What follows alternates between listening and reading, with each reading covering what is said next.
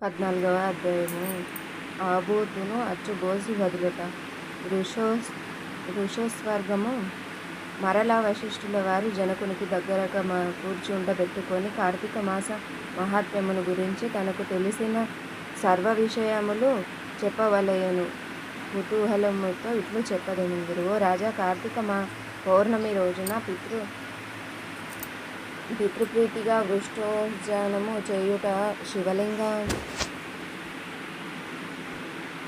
శివలింగ సాలగ్రామములను దానము చేయుట, ఉసిరికాయలను దక్షిణతో దానము చేయుట మొదలగు కార్యములు వలన వెనుకటి జన్మమందు చేసిన సమస్త పాపములకు నశింపజేసుకొందురు. వారికి కోటి యాగములు చేసిన ఫలములు దక్కును.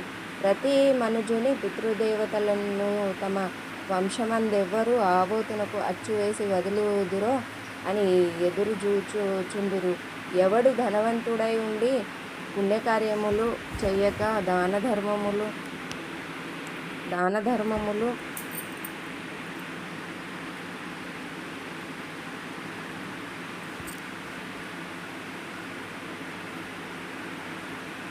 ఎవడు ధనవంతుడై ఉండి పుణ్యకార్యములు చేయక దానధర్మములు చేయక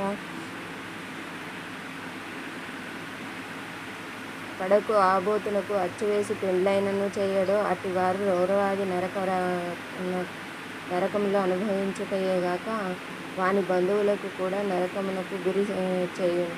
కాన ప్రతి సంవత్సరం కార్తీక మాసమున తన శక్తి కొలది దానము చేసి నిష్ఠతో వ్రతమాచరించి సాయం సమయమున శివకేశవులను ఆలయమునందు దీపారాధన చేసి ఆ రాత్రి అందున జాగారము నుండి మరునాడు తమ శక్తి కొలది బ్రాహ్మణులకు సన్యాసులకు భోజనమెడిన వారు ఇహపర సుఖములు స్వర్గసుఖములను అనుభవించరు. కార్తీక మాసము విసర్జింపవలసినది. ఈ మాసమందు పరాన్నభక్షము చెయ్యరాదు, ఇతరుల ఎంగిలి ముట్టకూడదు, శ్రద్ధ భోజనం చేయకూడదు, నిరుల్లిపాయ తినరాదు, తీలదానం పట్టరాదు, శివార్చన సంధ్యావందనము చేయని వారు వండిన వంటలు తినరాదు. పౌర్ణమి, అమావాస్య, సోమవారముల నాడు సూర్యచంద్ర గ్రహణము రోజుల యందున భోజనం చేయరాదు. కార్తీక మాసమున నెల రోజులు కూడా రాత్రుళ్ళు భుజింపరాదు. విధవ వండినది తినరాదు.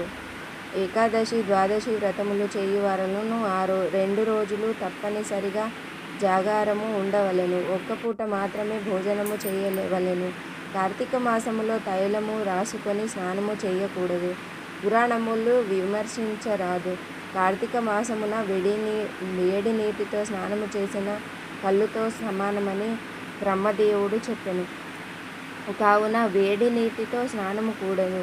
ఒకవేళ అనారోగ్యము ఉండి ఏలన విడవకుండా కార్తీక మాస వ్రత చేయాలన్న కుతూహలం కలవారు మాత్రమే వేడి నీటి స్నానము చేయవచ్చును. అటులా చేయగలవారు గంగా, గోదావరి, సరస్వతి, యమున నదుల పేర్లను మనసులో స్మరించి స్నానము చేయవలెను. ఏ నది తనకు దగ్గరలో ఉంటే ఆ నదిలో ప్రాతకాలమున స్నానము చేయవలెను. అటులా చేయలేని ఎడల మహాపాపియే జన్మజన్మములో నరకోపమున బడి కృషింతుడు. ఒకవేళ నదులు అందుబాటులో లేనప్పుడు నూతి దగ్గరను చెరువునందు గాని స్నానము చేయవచ్చును. అప్పుడు ఈ క్రింది శ్లోకములు చదివి మరి స్నానమాచరించవలెను.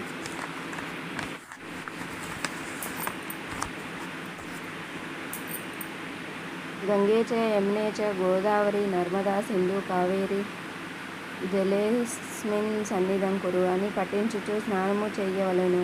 కార్తీక మాస వ్రతము చేయువారు పగలు పురాణ పఠన, శ్రవణం, హరికథ, కాలక్షేపములతో గడుపువలెను.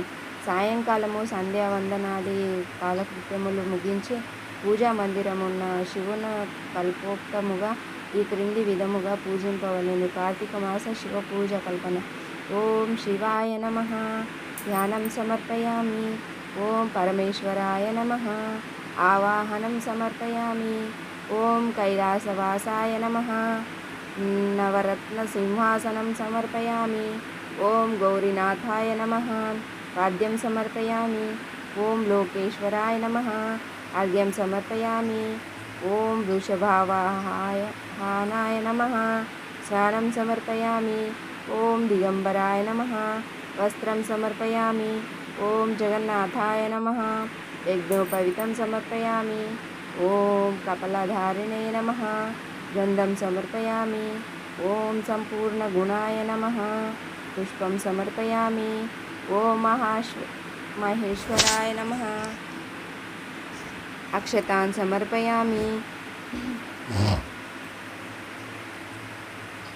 ఓం మహేశ్వరాయ నమః. ఓం సంపూర్ణగుణాయ నమః. ఓం జగన్నాథాయ నమః. యజ్ఞోపవీతం సమర్పయామి. ఓం కపలధారిణే నమః. గంధం సమర్పయామి. ఓం సంపూర్ణగుణాయ నమః. పుష్పం సమర్పయామి. ఓం మహేశ్వరాయ నమః. అక్షతాన్ సమర్పయామి. ఓం పార్వతీనాథాయ నమః. ధూపం సమర్పయామి. ఓం తేజోరూపాయ నమః. దీపం సమర్పయామి. ఓం లోకరక్షకాయ నమః. నైవేద్యం సమర్పయామి. ఓం త్రిలోచానాయ నమః. కర్పూర నీరాజనం సమర్పయామి. ఓం శంకరాయ నమః. సువర్ణ మంత్రపుష్పం సమర్పయామి. ఓం భవాయ నమః. ప్రదక్షిణ నమస్కారాయామి. ఈ ప్రకారముగా కార్తీక మాసమంతయు పూజింపవలెను. శివ సన్నిధి దీపారాధన చేయవలెను. ఈ విధముగా శివ పూజ చేసిన ఎడల ధన్యుడగును. పూజ అనంతరము తన శక్తిని బట్టి బ్రాహ్మణులకు సమారాధన చేసి దక్షిణ తాంబూలాది సత్కారములో సంతృప్తి పరచవలెను. ఇటులా చేసిన 100 అశ్వమేధ యాగములు చేసినంత ఫలమును, 1000 వాజపేయి యాగులు చేసిన ఫలము కలుగును. ఈ కార్తీక మాసమున నెల రోజులు బ్రాహ్మణ సమారాధన, శివకేశవుల సన్నిధిని నిత్య దీపారాధన, తులసికోట వద్ద కర్పూర హారతులతో దీపారాధన చేసిన ఎడల వారికి, వారి వంశీయులకు, పితృదేవతలకు మోక్షం కలుగును. శక్తి కలిగి ఉండి కూడా ఈ వ్రతమును ఆచరించవలని నంద జ్ఞానులు నానా యోనులందును జన్మించి తర్వాత నక్క, కుక్క, పంది వల్ల ఎలుక మొదలగు జన్మలెత్తురు. ఈ వ్రతము శాస్త్రోక్తముగా ఆచరించి ఎడల 15 జన్మల యొక్క జన్మములు కలుగును. వ్రతము చేసినను, పురాణము చదివినను, విన్నను అట్టి వారలకు సకల ఐశ్వర్యంలో కలిగి మోక్షం ప్రాప్తి కలుగును. చతుర్థాధ్యాయము 14వ రోజు పారాయణము సమాప్తము. ఓం నమః శివాయ నమః.